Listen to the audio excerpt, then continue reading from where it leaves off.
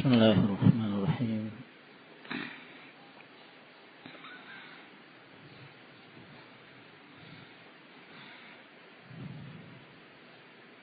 الحمد لله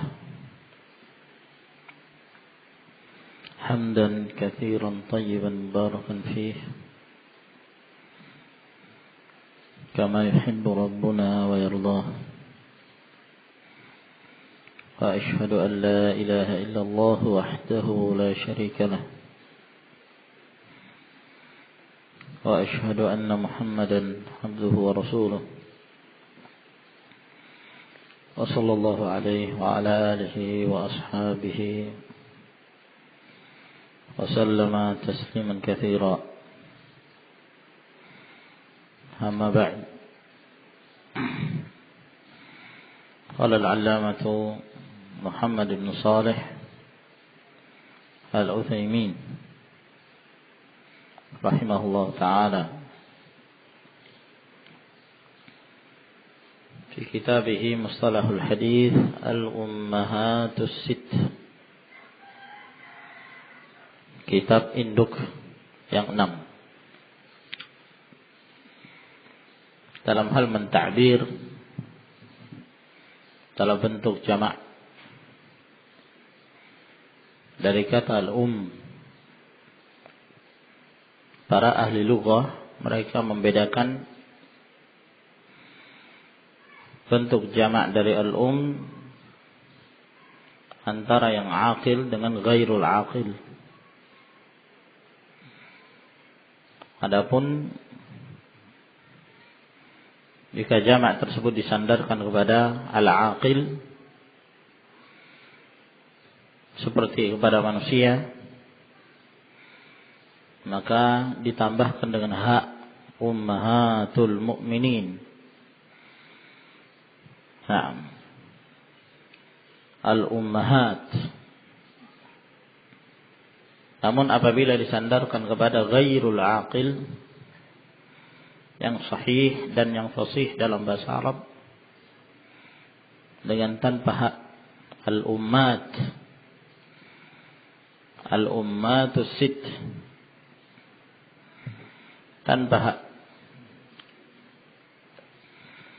Nah, ini pendapat yang masyhur dari ahlul lughah, sehingga mereka mengatakan yang fasih dalam menyebutkan kitab induk yang 6 dengan lafaz al-ummatus sittu. Nah, ta'bir kitab induk yang 6 ini merupakan ungkapan yang ma'ruf, yang masyhur, yang ditujukan kepada 6 kitab dari kitab-kitab hadis, yaitu Sahih Al-Imam Al-Bukhari, Sahih Al-Imam Muslim, Abu Dawud, An-Nasai, At-Tirmidzi dan Ibnu Majah. Jika disebutkan Al-Ummatus Sitt, kitab induk yang 6. Sebagian ada lagi yang mengistilahkan kitab induk yang 9, Al-Ummatut Tis'. Dan mereka masukkan Kitabul Muwatta, Musnad Al-Imam Ahmad dan Sunan Ad-Darimi dengan 6 dari Al-Ummatus Sitt ini. Dan pada pembahasan kita kali ini insyaallah taala kita akan mengenal secara ringkas tentang kedudukan masing-masing dari kitab induk yang 6 dan penulisnya. Qala rahimahullah ta'ala yutlaqu hadzal wasfu 'ala al-usul at-taliyah. Disebutkan secara mutlak sifat ini kepada 6 kitab-kitab hadis yang usul berikut ini. Sahihul Bukhari, Sahih Muslim, Sunan An-Nasa'i, Sunan Abi Dawud, Sunan At-Tirmidzi dan Sunan Ibnu Majah. Dan masing-masing akan beliau jelaskan pada pasalnya tersendiri. Kita masuk ke kitab yang pertama, Sahihul Bukhari. Kitab sahih yang dikarang oleh Al-Imam Al-Bukhari, masyhur dengan penyebutan Sahihul Bukhari. Qala hadzal kitab sammahu muallifuhu al-Jami' as-Sahih. Kitab ini dinamakan oleh penulisnya Al-Jami' as-Sahih. Lengkapnya beliau sebutkan kitab ini dengan judul Al-Jami'ul Musnadus Sahihul Mukhtasar fi umuri Rasulillah sallallahu alaihi wasallam wa sunanihi wa ayyamihi.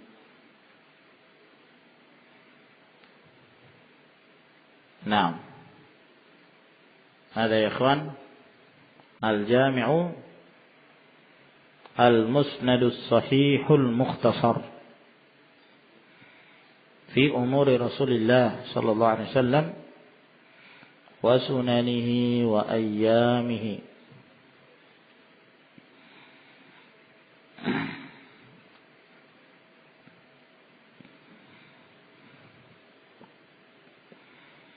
Ini nama yang disebutkan oleh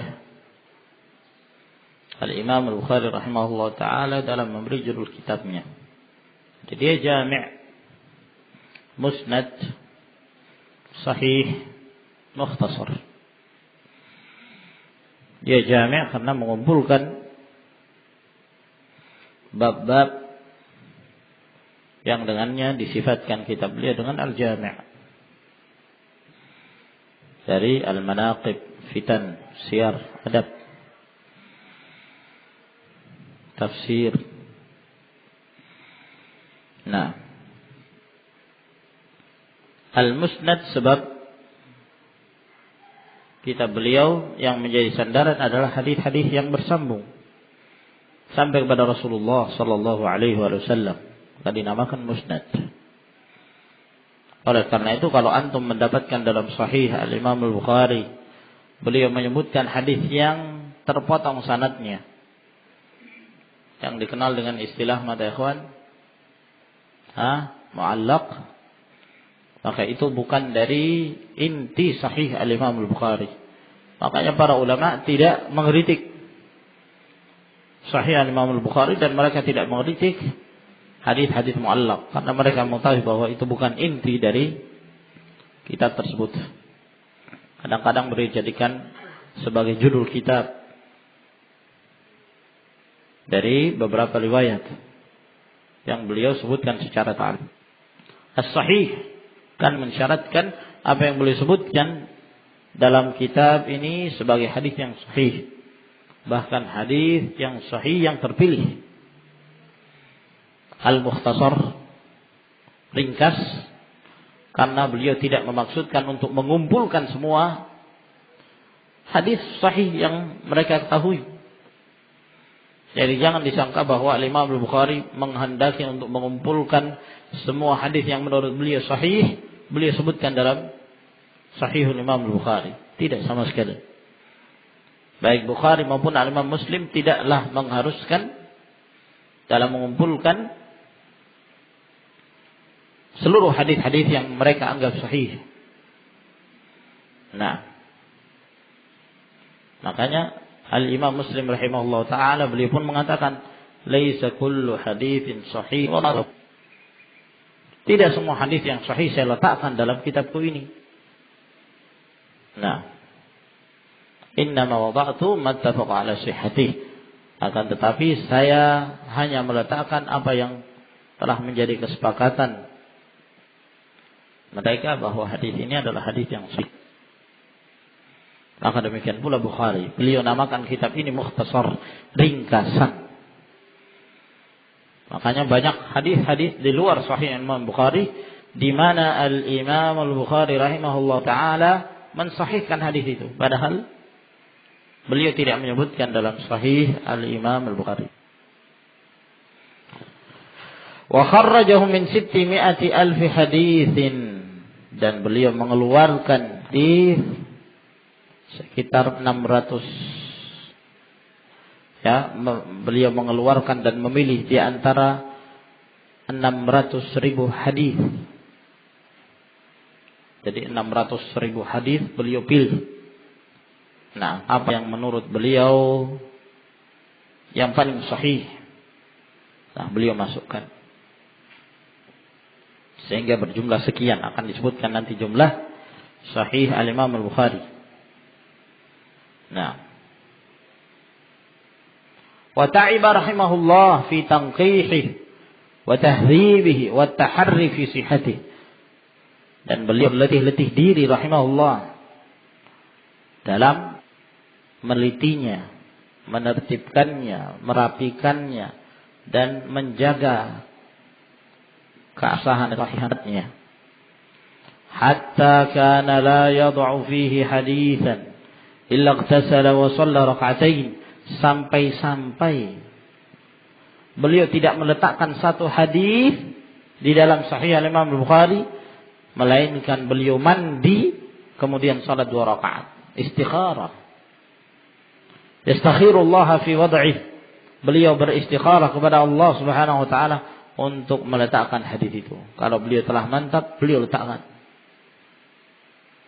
Subhanallah, menunjukkan kehati-hatian beliau. Satu hadis, salat mandi dulu, salat dulu, baru meletakkan hadis. Nah, jika beliau mantap, beliau sebutkan. Jika tidak, beliau tinggalkan. Menunjukkan bahwa kitab As-Sahih merupakan hadis-hadis pilihan yang beliau sebutkan di dalamnya. Nah, maka bukan hal yang gampang ya ikhwan, yang mudah. Seandainya kita mengatakan ya dalam Sahih Bukhari hadis ini dhaif, bukan hal yang mudah, berat. Imam Bukhari alim, di antara imam al-jarh wa ta'dil, ma'ruf, diakui oleh para ulama, bahkan para ulama mereka menganggap rendah diri mereka di hadapan Imam Al-Bukhari. Guru-gurunya Imam Bukhari menganggap rendah. Ali Ibn Al-Madini rahimahullah ta'ala, beliau sampai mengatakan mastasqartu nafsi illa inda al-Imam Al-Bukhari. Aku tidak menganggap rendah diri kecuali di hadapan Imam Bukhari. Nah,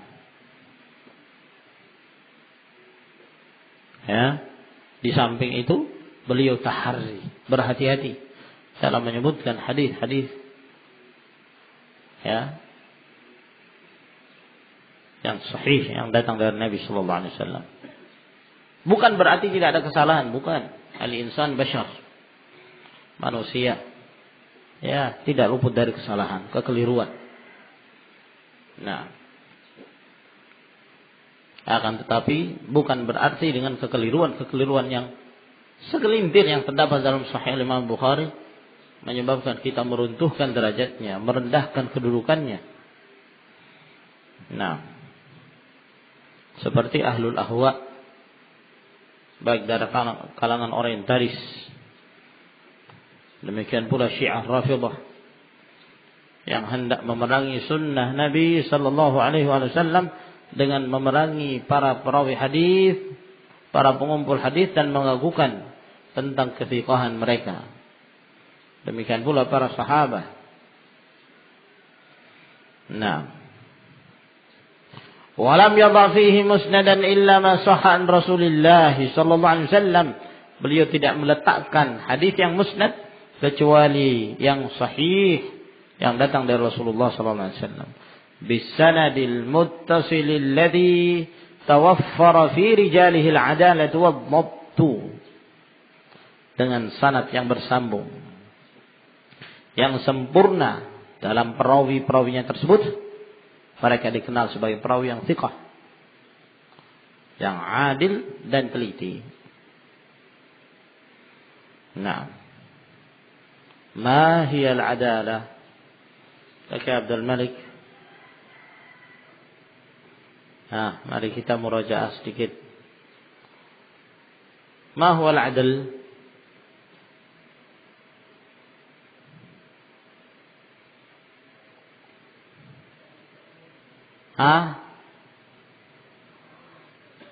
Alladhi كيف؟ الذي يوسوس في صدور الناس عدد كثير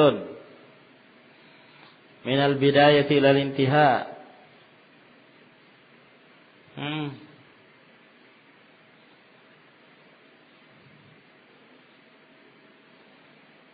نعم يا حذيفة، ما هو العدل؟ ما هي العدالة؟ كيف؟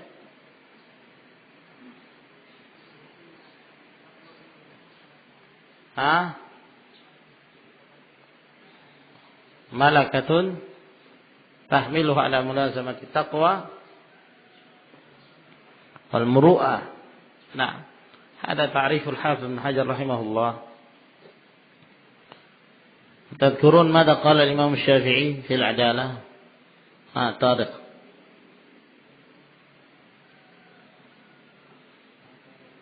من كان صوابه أكثر من خطئه، من كان غالب أمره الاستقامة، man kana shawaba akthar min khata. Siapa yang benarnya lebih banyak dari salahnya. Siapa yang secara umum keadaan dia istiqamah. Itulah al-adil. Terjatuhnya dia dalam kekeliruan, sekali-sekali, beberapa kali, tidak menjatuhkan kedudukan dari adalah. Ad-dhabt, ma huwa ad-dhabt? Zahar.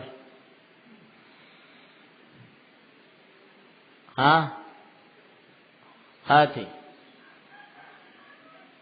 ضبط الصدر وضبط الكتاب.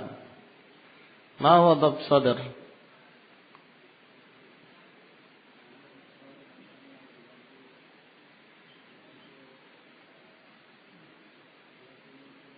يتمكن، يستطيع، يتمكن.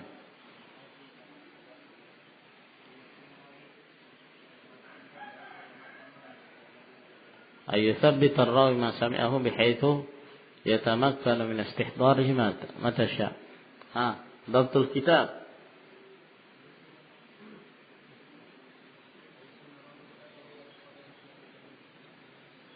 ويحفظه إلى أن يؤدي منه.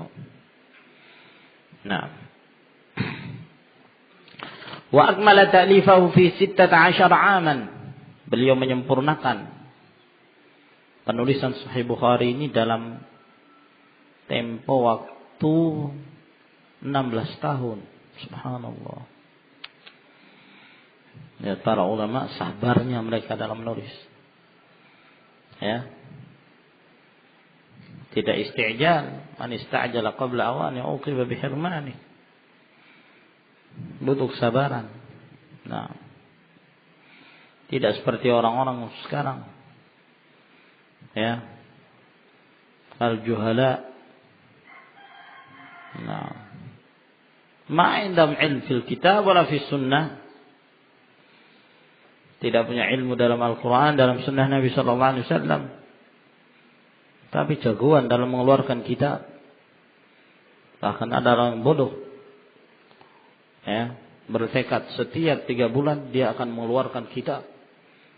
Semuanya kitab dolal, berbicara tentang agama. Walaysa fi haditsin Nabi sallallahu alaihi wasallam. Tiap 3 bulan keluar, 3 bulan keluar. Apa yang dibicarakan? Nah, subhanallah. Para ulama mereka bersabar 16 tahun mengarang Sahih Al-Imam Al-Bukhari. Bahkan beliau mengatakan dalam riwayat yang lain, "Sannaftuhu 3 marrat." Aku menulis Sahih Bukhari ini 3 kali. Ditulis lagi, Kemudian ditangkih, ditahdzib lagi, dirapikan lagi, ditulis lagi sampai 3 kali disaring oleh beliau rahimahullahu taala. Nah. ثم عرضه على الإمام أحمد ويحيى بن معين وعلي بن المديني وغيرهم. Kemudian setelah beliau menulis selama 16 tahun itu, beliau memperlihatkan kitabnya kepada a'immah untuk dikoreksi tentunya. Pada Imam Ahmad, Yahya bin Ma'in, Ali bin al-Madini, dan selain mereka. Fastahsanu, setelah mereka melihatnya, maka mereka menganggap baik kitab ini. Wa syahidu lahu bis-sihhah, dan mereka mempersaksikan tentang kesahihan kitab Al-Imam Al-Bukhari rahimahullah ta'ala. Kecuali ada 4 hadis yang mereka pertanyakan. Kecuali ada 4 hadis yang mereka kritik. Namun itu pun disebutkan oleh Al-Uqayli rahimahullah ta'ala yang menulis, yang menyebutkan riwayat ini, kata beliau, wal qawlu fiha qawlul Imam Al-Bukhari wa hiya sahihah. Dan ternyata setelah diteliti, yang menang adalah Al-Imam Bukhari. Perkataan Al-Imam Al-Bukhari. Dan hadis-hadisnya sahih. Nah. Jadi guru-gurunya telah melihat dan telah meneliti hadis-hadis yang terdapat dalam sahih. Dan mereka menerimanya. Subhanallah. Waqad talaqahu al-ulama'u bil qabul fi kulli 'asrin, dan para ulama telah menerimanya dengan penerimaan yang sebenarnya pada setiap masa. Nah. Qala al-Hafidz adz-Dzahabi huwa ajallu kutubil Islam. Berkata al-Hafidz adz-Dzahabi rahimahullah, Sahih Bukhari ini adalah yang paling mulia dari kitab-kitab Islam, wa afdaluha ba'da kitabillah.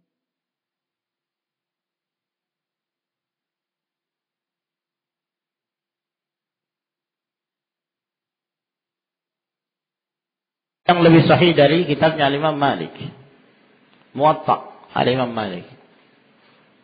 Ini diucapkan Al-Imam Syafi'i rahimahullah sebelum datangnya Al-Imam Al-Bukhari. Nah, sebelum datangnya Al-Imam Al-Bukhari, dan Al-Imam Syafi'i belum melihat sahih Al-Imam Al-Bukhari. Ada sebagian dari para ulama, seperti sebagian ulama dari Al-Magharibah, mereka memuji-muji kitab Al-Imam Muslim rahimahullah.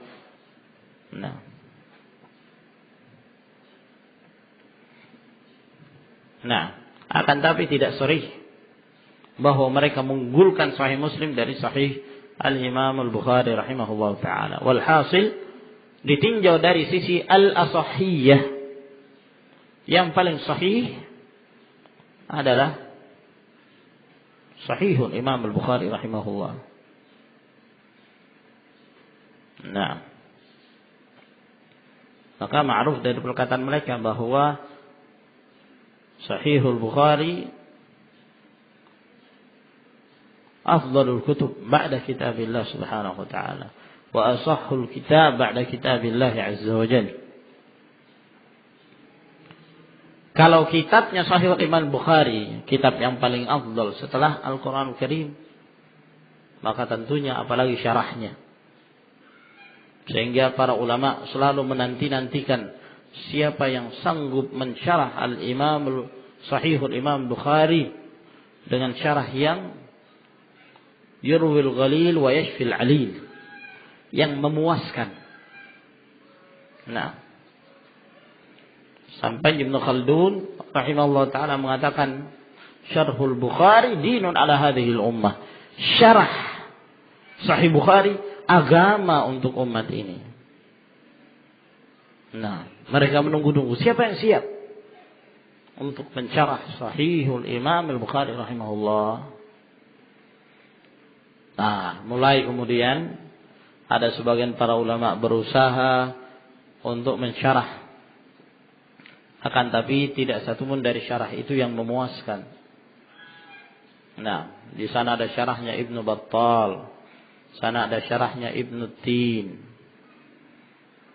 Nah, tidak satu pun yang memuaskan. Ya, Ibnu Khaldun telah melihat syarah-syarah itu namun tidak memuaskan beliau.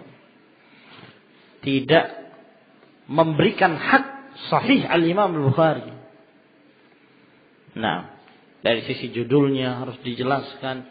Sebab Al-Imam Al-Bukhari rahimahullah ta'ala fikihnya fi tarajimi, pada judul-judul sahih beliau. Perlu jelaskan sanadnya, perlu dijelaskan fawaid-fawaid yang ada. Nah, kemudian lafaz-lafaznya dari sisi lugah, fawaid fiqhiyah perlu dijelaskan. Nah, sampai datangnya Al-Hafidh Ibnu Hajar rahimahullah. Nah, Al-Hafidh Ibnu Hajar. Setelah Al-Hafidh Ibnu Hajar rahimahullah menulis syarah Al-Imam Al-Bukhari rahimahullah ta'ala, dan beliau beri nama Fathul Bari, syarah Sahih Al-Bukhari, maka bergembiralah para ulama sampai Al-Imam Syaukani rahimahullah ta'ala mengatakan la hijrata ba'dal fath. La hijrata ba'dal fath, yani ba'da Fathul Bari. Sudah, ini sudah kitab yang Masya Allah, yang memberikan haknya Sahih Bukhari. Ibnu Khaldun hidup sebelum Al-Hafidh Ibnu Hajar, jadi belum sempat melihat Fathul Bari. Makanya salah seorang murid Al-Hafidh Ibnu Hajar, As-Sakhawi, Abul Hafidh As-Sakhawi mengatakan, kalaulah sekiranya Ibnu Khaldun melihat kitabnya guru kami Fathul Bari, laqarrat 'ainuh, niscaya dia akan senang melihatnya. Nah, dia akan senang melihatnya. Akan tetapi, ya itulah. Siapapun dari kalangan para ulama tidak terlepas dari kekeliruan, kesalahan. Terkhusus dalam permasalahan yang membicarakan tentang masalah akidah. Dalam perkara akidah, Al-Hafidh Ibnu Hajar rahimahullah ta'ala terpengaruh ya dengan sebagian ta'wil sifat. Menakwilkan sifat-sifat Allah Subhanahu wa ta'ala. Nah, ini yang tidak diridhai sehingga terjadi beberapa kesalahan. Walhamdulillah Al-Hafidh Al-Allamah Abdul Aziz bin Abdullah bin Baz telah menuliskan ta'liq ya dalam Fathul Bari tersebut, memberikan tanbih terhadap sebagian penakwilan-penakwilan yang terjadi dalam Fathul Bari. Nah, dan sebenarnya di sana ada kitab yang lain juga dengan judul Fathul Bari Syarah Sahih Al-Bukhari yang ditulis oleh Al-Hafidh Ibnu Rajab. Beliau sezaman dengan Al-Hafidh Ibnu Hajar, dan subhanallah judulnya sama, Fathul Bari. Fathul Bari. Hanya saja Fathul Bari yang ditulis oleh Al-Hafidh Ibnu Hajar lebih masyhur dari Fathul Barinya Ibnu Rajab. Hal ini mungkin disebabkan karena Al-Hafidh Ibnu Rajab rahimahullah tidak menyempurnakan syarahnya. Nah, tidak menyempurnakan. Ya, kalau tidak salah hanya sampai kepada pembahasan haji. Selesai. Tidak melewati itu. Ada yang dicetak dalam 6 jilid, ada yang dicetak dalam 10 jilid. Nah, wa illa fa subhanallah. Kalau selesai syarahnya Al-Hafidh Ibnu Rajab Al-Hambali rahimahullah, dari sisi akidah Ibnu Rajab Sunni Salafi, jauh dari penakwilan sifat. Nah, juga dari sisi ilmu ilalul hadis, Ibnu Rajab sebenarnya lebih a'lam, lebih berilmu dari Al-Hafidh Ibnu Hajar rahimahullah ta'ala. Nah, ya, dan itu nampak sekali dalam sahih, dalam Fathul Bari milik Ibnu Rajab, kita mendapatkan banyak sekali hal-hal yang penting, fawaid dalam ilmu ilal, al-jarh wa ta'dil, beliau sebutkan. dalam syarah beliau tersebut. Akan tapi sayang sekali beliau tidak menyempurnakan, dan beliau telah dipanggil Allah Subhanahu wa taala. Naam. Wa adadu ahadithihi bil mukarrar 97 wa 307 alafin. Adapun jumlah hadis-hadis dalam sahih Al-Imam Bukhari apabila disebutkan dengan yang berulang maka berjumlah 7.397. Wa bi hadzbil mukarrar 600 wa alfa haditsin. Sedangkan kalau dihapus yang terulang maka berjumlah 2.602 hadis. Kama harrara dzalika al-Hafidz Ibnu Hajar rahimahullah. Sebagaimana yang telah diteliti oleh Al-Hafidz Ibnu Hajar rahimahullah taala. Dan Al-Hafidz Ibnu Hajar yang paling mengerti tentang sahih Al-Imam Bukhari. Kalau antum tidak percaya dengan jumlah ini, hitung sendiri.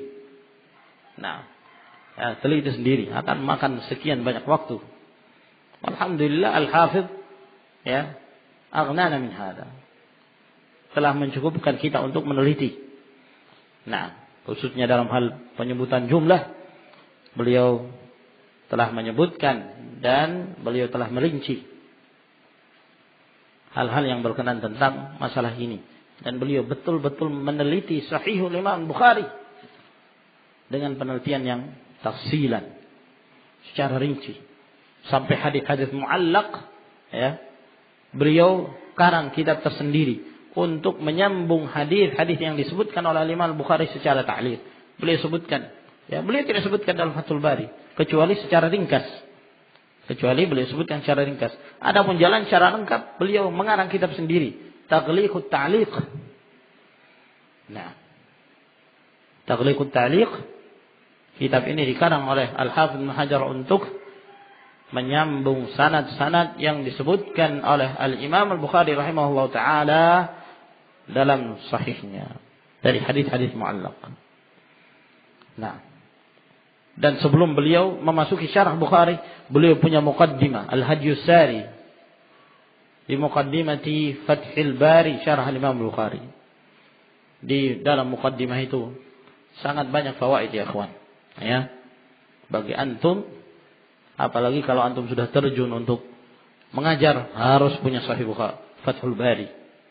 Nah, harus punya kitab Fathul Bari minimal. Nah, karena dalamnya sangat banyak fawaid. Ingin membaca tentang keadaan Sahihul Bukhari, baca Fathul Bari, muqaddimahnya. Nah, di situ akan beliau sebutkan biografinya Imam Bukhari, perjalanannya Imam Bukhari, syekh-syekhnya, muridnya dan seterusnya. Kemudian pujian para ulama terhadap beliau, khususnya pada kitab Sahihul Imam Bukhari. Kemudian beliau menyebutkan perawi-perawi yang dibicarakan sebagian para ulama, lalu beliau menjawab. Nah, beliau sebutkan secara tertib hadis-hadis yang dibicarakan. Lalu kemudian beliau mentarjih mana yang lebih kuat, pendapatnya Imam Bukhari atau pendapat yang menggelitik. Beliau sebutkan ini semua. Nah, sehingga bagi mereka ingin mengetahui Sahihul Imam Bukhari secara tafsil, baca Al-Hadiyus Sari. Nah, Al-Bukhari rahimahullah, sekarang penulisnya. Siapa beliau? Huwa Abu Abdillah Muhammad ibn Ismail ibn Ibrahim ibn al-Mughirah ibn Bardizbah Al-Ju'fi maulahum al-Farisiyul asl.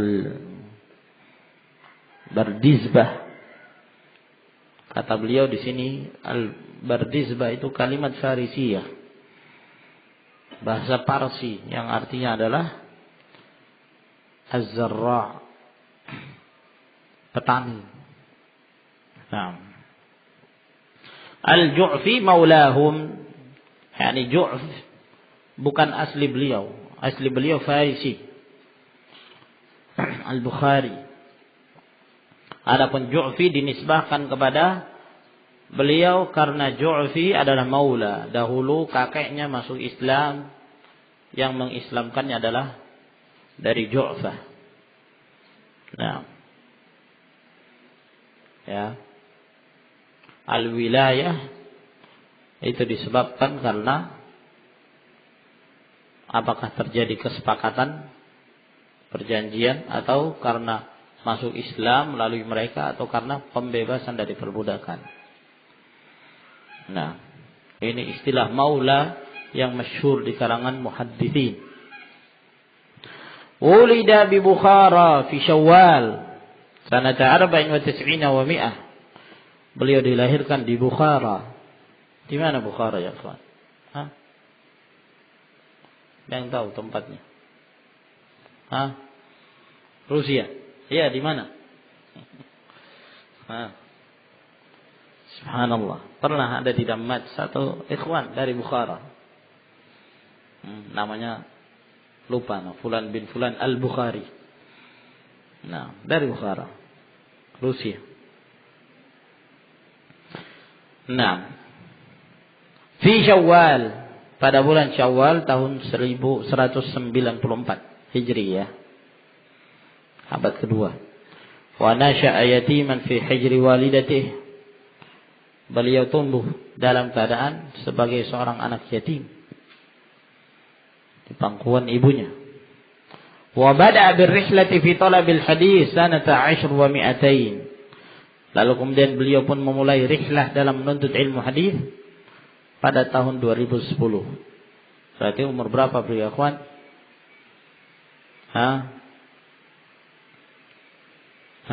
Mana kok? 2010. 16. Nah. Umur 200 ya, akhi. 210 afwan, bukan 2010. 210. Berarti umur 16 tahun. Masya Allah. Syab, masih muda. Nah, memang pada saat-saat masih muda, Masya Allah, gesit. Nah, kalau sudah tua banyak pikiran, ya. Apalagi kalau mulai jerawat tumbuh satu persatu. Allah musta'an. Gangguan lingkungan mempengaruhi. Nah, teman anak udah zuat, sudah punya anak, anak masih begini, masih bujang terus. Nah, bujang lapuk. Isbir. Nah, Al-Imam Bukhari usia 16 tahun sudah, Masya Allah. Ya tentunya pada masa kecilnya beliau telah diketahui, hafalannya diketahui. Nah, ya. Dan antum perlu tahu kebiasaan mereka para ulama tidak melakukan rihlah kecuali setelah hafal Quran. Ya, mereka punya madrasah. Kalau di sini mungkin namanya TA ya. Kalau dahulu namanya Al-Kuttab. Nah, ya madrasah untuk anak-anak. Mereka di sana dididik. Jadi sebelum mereka rihlah dididik hafalan Qurannya. Ya, nah hafalan-hafalan yang penting. Hadis-hadis Nabi Sallallahu Alaihi Wasallam. Bagi mereka hafal Quran itu bukan menuntut ilmu. Nah, ya. Dalam artian yang mereka maksudkan dengan talabul ilm adalah rihlah. Ini yang masyhur. Nah, sebelum mereka rihlah, mereka hafal Quran terlebih dahulu. Beda dengan kita. Rihlahnya ke pondok hafal Quran. Nah, hafal Qurannya entah berapa tahun baru hafal. Nah, itu pun ngos-ngosan. Sudah hafal, sudah. Ditanya surah ini, lupa Ustaz, belum murojaah. Nah, ya, setelah mereka hafal baru mereka mulai rihlah. Rihlah yakni mencari sanad, menuntut ilmu hadis. Nah, ya, sehingga sangat terlihat kesungguhan mereka, ya kawan. Wa tanaqqala fil biladi li talabil hadis, berpindah dari satu negeri ke negeri yang lain untuk menuntut ilmu hadis. Nah, ya, dari sisi transportasi ya apa adanya tentunya pada zaman itu. Belum ada pesawat, belum ada kereta api. Nah, apa adanya, unta, kuda. Subhanallah, berpindah dari satu negeri ke negeri yang lain. Nah, kenikmatan. Dari satu sisi mereka kelaparan, kadang-kadang mereka kehausan, tidak mendapatkan makanan, berdebu dalam perjalanan. Tapi dari sisi lain, Masya Allah, mereka merasakan kenikmatan yang luar biasa. Kalau sekarang, kesulitan. Belum lagi masuk ke negara yang satu, paspor. Gak punya paspor, tangkap. Gak bisa bebas. Padahal alat transportasi demikian mudah. Akan tapi al-himam khasirat. Ya, semangat sudah menurun, merendah. Maunya serba instan kalau sekarang. Iya. Tidak berletih-letih diri untuk mendapatkan ilmu hadis. Dahulu para ulama berjalan sebulan namanya untuk mendapatkan satu hadis. Sekarang mau cari hadis apa? Buka komputer, klik, muncul hadis. Ya. Tidak punya komputer, fahras. Dalam Sahih Bukhari, tinggal buka fahras. Lafaz apa yang pertama? Cari. Mudah sekali. Tapi subhanallah, berbeda barakah ilmu yang ada pada kita dengan mereka. Ya, kalau orang sekarang omongannya banyak, faedahnya ya segelintir. Kadang-kadang 10 lembar yang mereka tulis, kita hanya mengambil sekian, segelintir faedah. Para ulama dahulu, mereka mengucapkan beberapa kalimat, muncul sekian banyak faedah yang perlu kita ambil. Seakan-akan setiap kalimat itu faedah yang keluar dari lisan mereka. Allah musta'an. Wa aqama fil Hijazi 6 sinin, dan beliau tinggal di Hijaz selama 6 tahun. Wa dakhala Syam wa Misra wal Jazira wal Basra wal Kufah wa Baghdad. Beliau masuk ke Syam, Mesir, Jazirah, Basra, Kufah, Baghdad. Ke berbagai negara, subhanallah. Ya. Wa kana rahimahullah ghayatan fil hifdzi. Adalah beliau rahimahullah, ya, ghayatan, yakni jagoan, puncak dalam hal kemampuan menghafal. Dzukira anhu annahu kana yanzuru fil kitab fayahfazuhu min nadratin wahidah. Disebutkan tentang beliau bahwa beliau apabila melihat ke dalam kitab sekali melihat, maka beliau langsung menghafalnya. Wa kana zahidan wari'an ba'idan anis salatin wal umara. Beliau seorang yang zuhud, wara'. Naam. Mal farq ya akhi? Mal farq baina az-zuhd wal wara'? Salman. Ma huwa az-zuhd wa ma huwa al-wara'?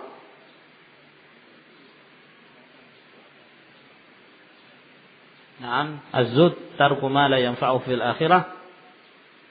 Al-wara'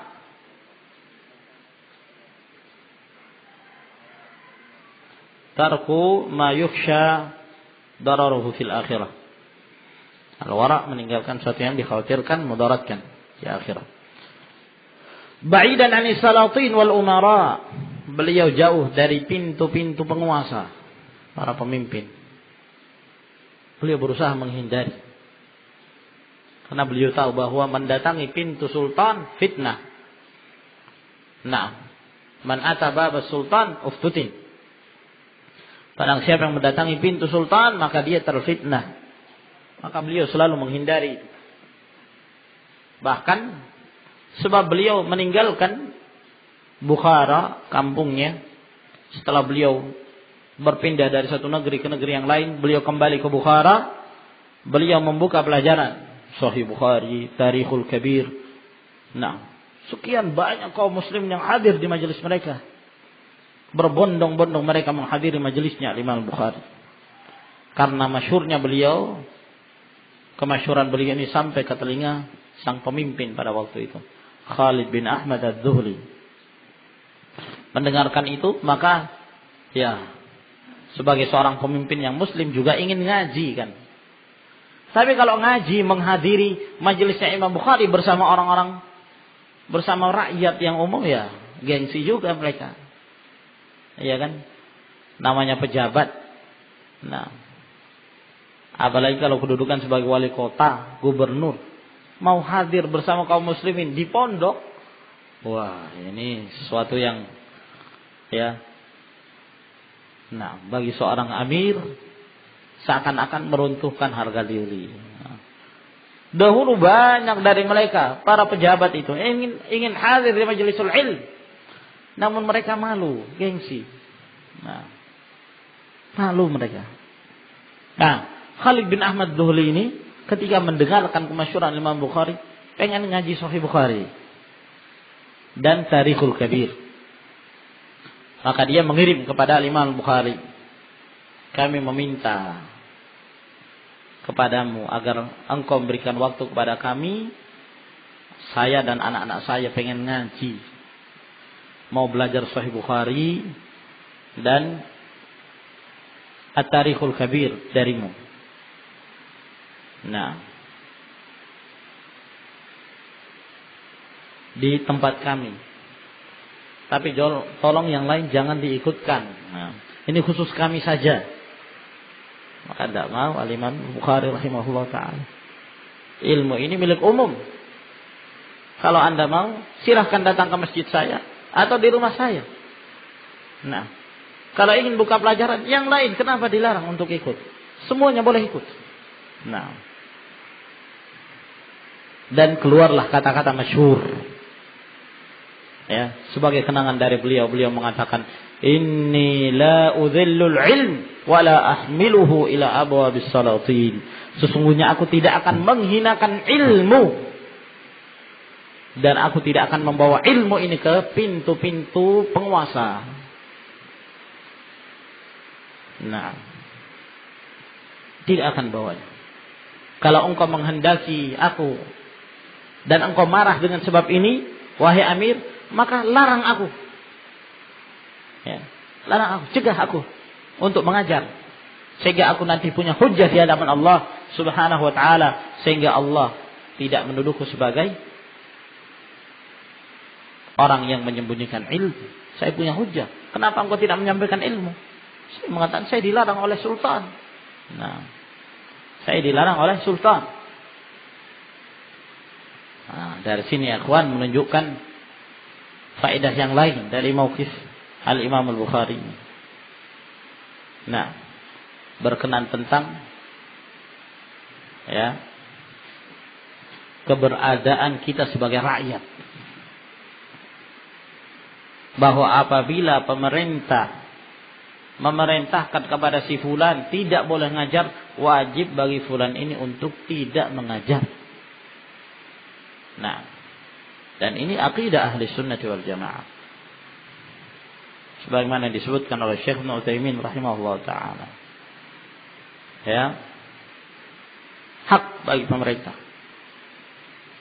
Ya, kalau si fulan dilarang untuk mengajar, tidak boleh bagi dia untuk mengajar. Kalau dia ditanya di hadapan Allah Subhanahu wa taala, dia punya hujjah di hadapan Allah Azza wa Jalla.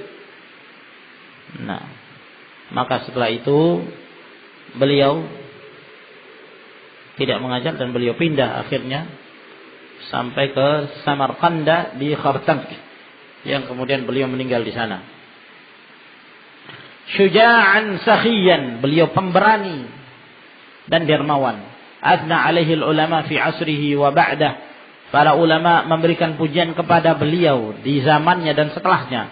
Qala al-Imam Ahmad, ma akhrajat Khurasan mithlah. Imam Ahmad mengatakan negeri Khurasan tidak pernah mengeluarkan yang semisalnya. Rusia termasuk daerah Khurasan. Wa qala Ibnu Khuzaimah, ma tahta adimi sama a'lam bi hadits Rasulullah sallallahu alaihi wasallam wala ahfadhu min Muhammad ibn Ismail al-Bukhari.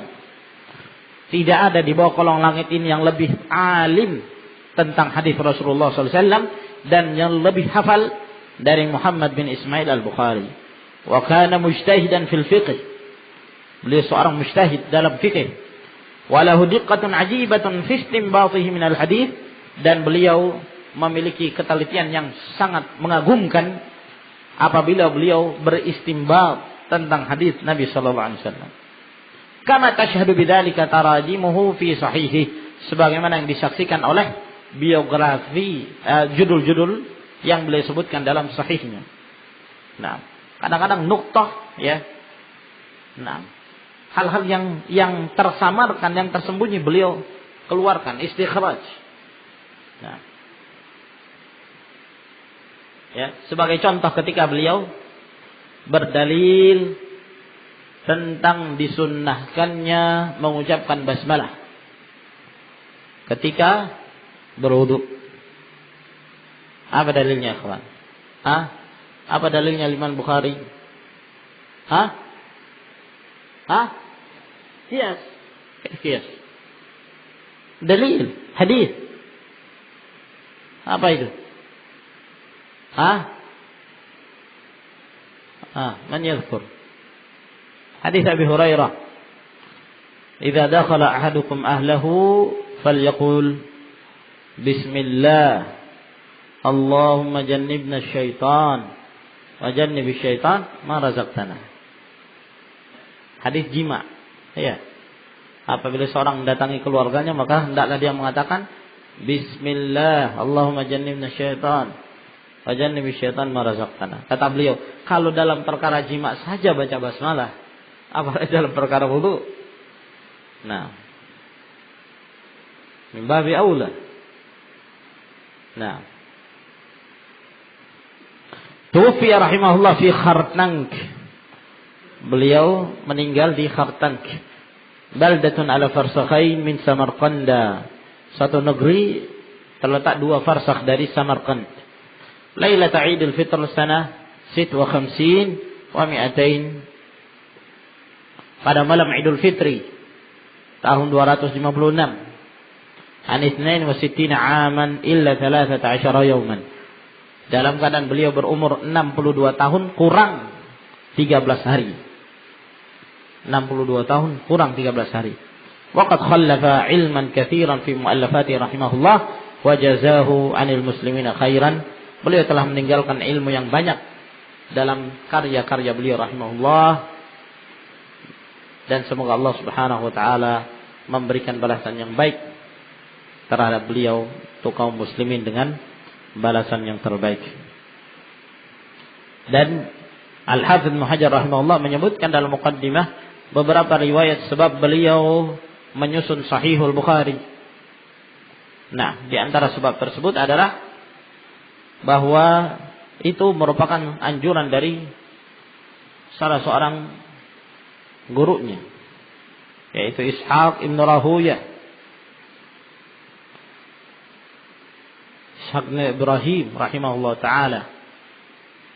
Nah, yang pernah menganjurkan pada beliau, alangkah baiknya apabila engkau mengarang kitab mukhtasar yang sahih, yang kau kumpulkan pada hadis-hadis Rasulullah SAW. Maka ini yang menyebabkan beliau mengumpulkan hadis-hadis tersebut, dan beliau memilih hadis-hadis yang sahih. Sebab yang lain, karena beberapa muridnya bermimpi tentang beliau. Nah, di antara mimpi tersebut adalah mimpinya Muhammad bin Abi Hatim Al-Warraq, yang melihat Al-Imam Al-Bukhari rahimahullah ta'ala dalam mimpinya berjalan di belakangnya Rasulullah SAW. Jadi Rasulullah berjalan, Imam Bukhari berada di belakangnya. Setiap Nabi SAW mengangkat kakinya, maka jejak kakinya Rasulullah itu dilihat oleh Imam Bukhari, lalu kemudian berusaha untuk diikuti. Terus jalan. Nah, subhanallah. Para ulama mentakwil bahwa ini menunjukkan bahwa Al-Imam Al-Bukhari akan berjalan mengikuti tuntunan Rasulullah sallallahu alaihi wasallam. Ini juga merupakan sebab beliau semangat dalam menulis Sahihul Bukhari.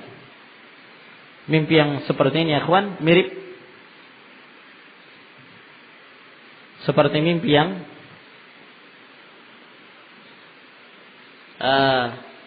pernah dialami oleh salah seorang wanita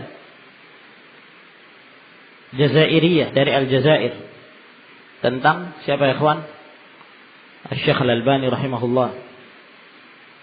Nah, ketika Syekh Al-Albani bersama murid-muridnya bermajlis, Tiba-tiba ada yang menelpon, rupanya dia salah seorang wanita. Alhasil tanya tentang beberapa pertanyaan, di antaranya tentang alkohol, ya, parfum alkohol. Nah, walhasil pada akhirnya wanita ini